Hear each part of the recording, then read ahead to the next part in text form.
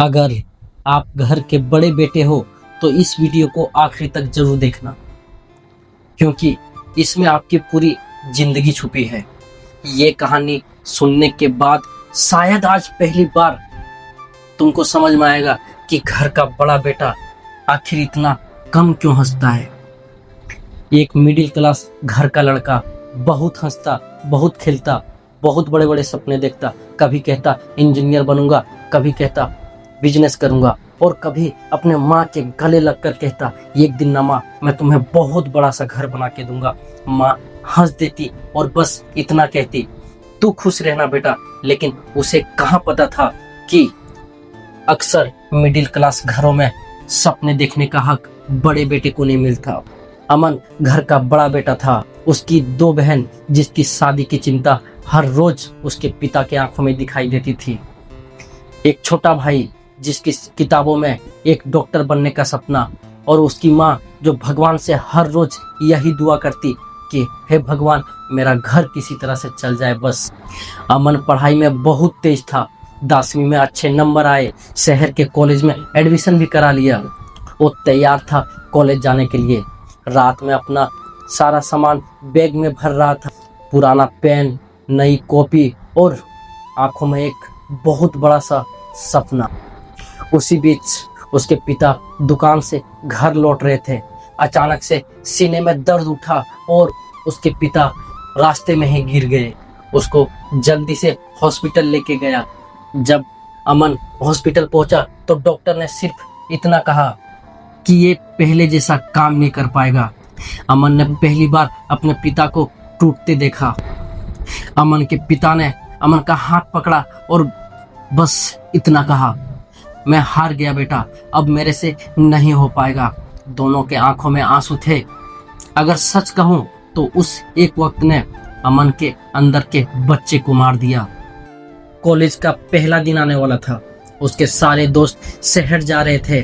किसी ने नए जूते लिए तो किसी ने नए बैग। अमन अपने कमरे में अपना एडमिशन लेटर खोलकर बहुत देर तक देखता रहा। कुछ देर सोचा और चुपचाप उसे मोड़कर अपने अलमारी में रख दिया। माँ ने पूछा, बेटा कॉलेज कब जाना है? अमन मुस्कुराया और बस इतना कहा, अभी नहीं माँ, पहले घर संभाल लेते हैं। अमन का वो मुस्कान मुस्कान नहीं था, एक दर्द था जो अपने माँ को भी नहीं बता पाया। छत पर अकेले बैठकर अमन आसमान की ओर कुछ देर देखता रहा और अपने सपने से सिर्फ इतना बोला, माफ करना, मैं तुम्हें अब जी नहीं पाऊंगा। घर का खर्च, पापा की दवाई, बहन की शादी और भाई का फीस, सब एक 18 साल के लड़के के कंधे पे आ चुका था। गांव में काम नहीं था तो उसने शहर जाने का सोचा। उसकी माँ उसे छोड़ने के लिए स्टेशन तक आई। बैग में 2 जोड़े कपड़े, एक पुराना तौलिया और खाने के लिए कुछ रोटियां भर दिए थे। ट्रेन चलने ही वाली थी और उसके माँ ने सिर्फ इतना कहा, बेटा खाना टाइम पे खा लेना।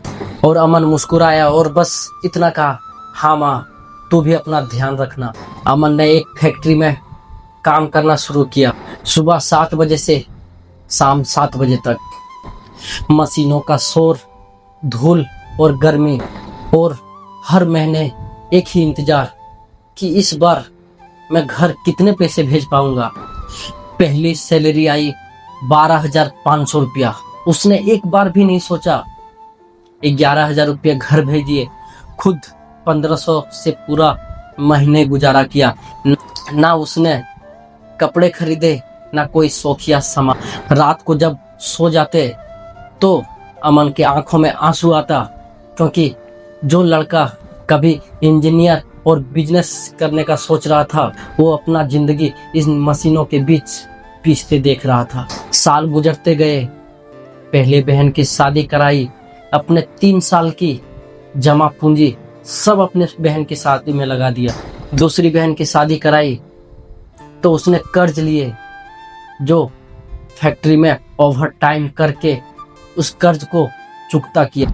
शादी में सब लोग बोले, बड़ा भाई हो तो ऐसा, बेटा हो तो ऐसा। सबने अमन का पीठ थपथपाया। सबने अमन की तारीफ की, लेकिन किसी ने ये नहीं पूछा कि बेटा तुम ठीक तो है ना। फिर छोटे भाई का मेडिकल कॉलेज में चयन हो गया। घर में खुशी छा गई थी, सब कोई बहुत खुश था, लेकिन फीस बहुत ज्यादा थी। पिता चुप था, माँ की आंखों में डर कि शायद पैसे की वजह से इसे भी काम पे जाना पड़ेगा।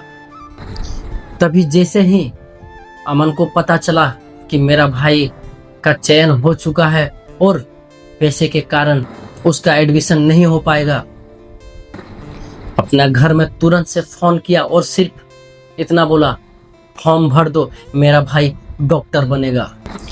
अमन ने फिर से कर्ज लिए और फीस के लिए घर पैसे भेज दिया और अपने छोटे भाई से सिर्फ इतना कहा, मेरे हिस्से का सपना तू ही पूरा करना। 10 साल बीत चुके थे। अमन अब 28 का हो चुका था, लेकिन दिखता 35 का था, क्योंकि चेहरे में थकान, बालों में सफेदी और एक ऐसा खालीपन जो वो खुद नहीं भर पा रहा था। घर वाले कहते कि तुम्हारी अब शादी करवा देंगे। अमन हंसता और बात को टाल देता, क्योंकि वो सिर्फ उम्र से नहीं अंदर से भी बूढ़ा हो चुका था। फिर वो दिन आया जिसका इंतजार सालों से किया था। उसका छोटा भाई डॉक्टर बन चुका था। डॉक्टर का ड्रेस में उसके छोटे भाई ने सबसे पहला कॉल अपने भाई को किया। अमन उस समय फैक्ट्री के बाहर में बैठा हुआ था।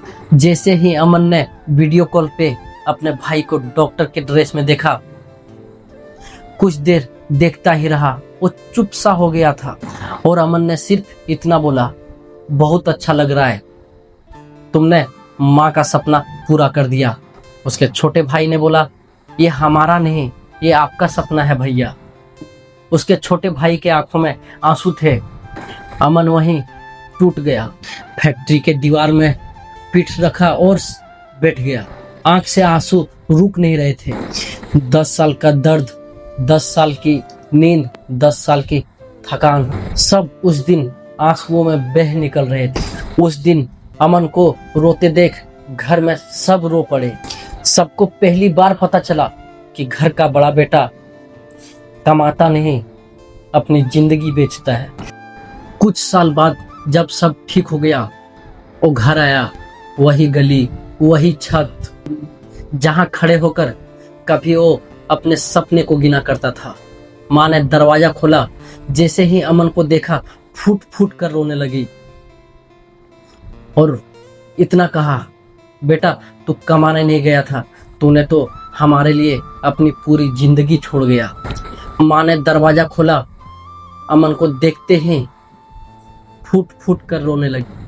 अपने दोनों हाथों से उसके चेहरे को छुआ और कांपती आवाज में बोली, बेटा तू कमाने नहीं गया था, तूने तो हमारे लिए अपनी पूरी जिंदगी छोड़ गया। अमन मुस्कुराया, आंख भरी हुई थी और बस इतना कहा, मैंने कुछ छोड़ा नहीं माँ, बस घर बचा लिया। अमन फिर से छत पे गया, बैठा हुआ था अकेले, आसमान की तरफ देखता रहा। कुछ देर चुपचाप रहा और धीरे से सिर्फ इतना कहा, भगवान सबको उसकी मंजिल मिल गई, बहनों को घर, भाई को डिग्री, माँ बाप को सुकून। अगर हो सके तो अगली बार मुझे बड़ा बेटा नहीं बनाना। अगर आपके घर में भी कोई बड़ा भाई है या तो बड़ा बेटा है जो आपके लिए बहुत कुछ कर गया, बहुत कुछ कर रहा है, तो उसको थैंक यू जरूर बोलना और उसे इस वीडियो जरूर दिखाना। और अगर ये वीडियो आप लोगों को अच्छा लगा हो तो इस वीडियो को लाइक जरूर करें और ऐसे कहानी सुनने के लिए मुझे फॉलो जरूर कर लें।